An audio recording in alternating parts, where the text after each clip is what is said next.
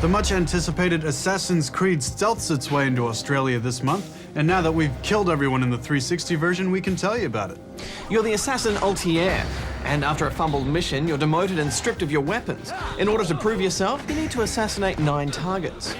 Altair is stubborn, ignorant, and shows no remorse for his kills at the start of the game. But after some double crosses and shenanigans, you're left wondering whether you're killing people for the right reasons or for the right guy. They've done a great job with the story, John, using smart techniques like showing your victim in a ruthless and mean moment when you first see them, justifying their death by your blade moments later. Cutscenes blur everything around you except what you're focusing on. The movement is very restricted, and it can all get a bit Days of Our Lives, which is humorous at first. There was no way back, nothing I could do. But it gets old fast. All the cutscenes are too long, and it drove me crazy being stuck in between these 2 invisible walls.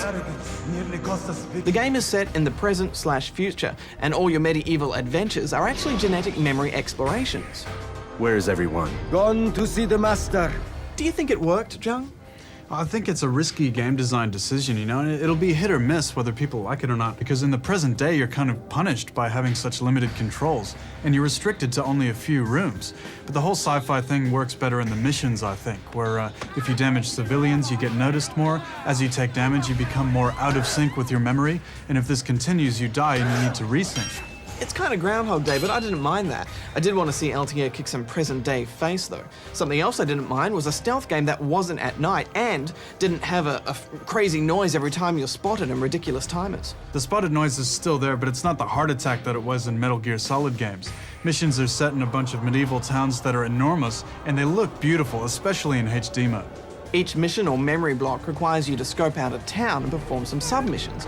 These range from pickpocketing to eavesdropping or interrogation. They're very rinse and repeat, and some of the timed ones have a difficulty setting that feels like you've been hit in the face with a semi-trailer driven by blind monkeys. Yeah, Bedge, they were more trouble than they were worth, you know, and there just wasn't enough incentive to do the harder ones, so we skipped a few of them. We did like how the boss fights were scripted and different every single time, and it's cool how you just feel like you've stumbled upon an event that's already happening. In the submissions, they do tend to wander into a dark alley a standard 10 seconds after you've arrived, where you can easily beat the information out of them. It's not my fault. I'm only following orders. Hiding spots are a little obvious as well. It's still good gameplay, but they could have taken it a lot further. There is some depth in how you get past the guards. You can A, climb over them, B, help civilians so they take you in, or C, kill everyone inside. So basically, this game is climbing buildings, assassinating a target, running from guards and hiding in a hay bale, and horsey rides. There are some nice graphical touches, especially in HD. The dust that you kick up with your feet gets blown away by the wind, cloud shadows move along the ground, and there's very little slowdown and clipping. It is repetitive, Badge, but I think the combat more than made up for it. I agree, Jung. You can counter, dodge, and combo, and it's really intense waiting for that first guy to make his move.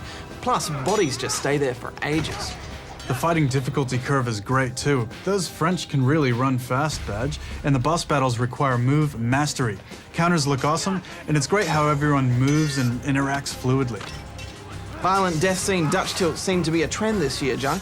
I guess it hides clipping and it just looks cool, so I don't really mind.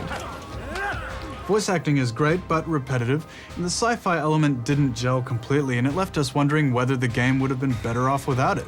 It does take risks, and I think you'll either love or hate Assassin's Creed. I'm giving it 8.5 out of 10. Jung, after the hype surrounding this game, I expected a little bit more depth. If they added this to the sequel they allude to at the end of the game, they could have something really impressive. I still enjoyed it though, I'm giving it 8.5.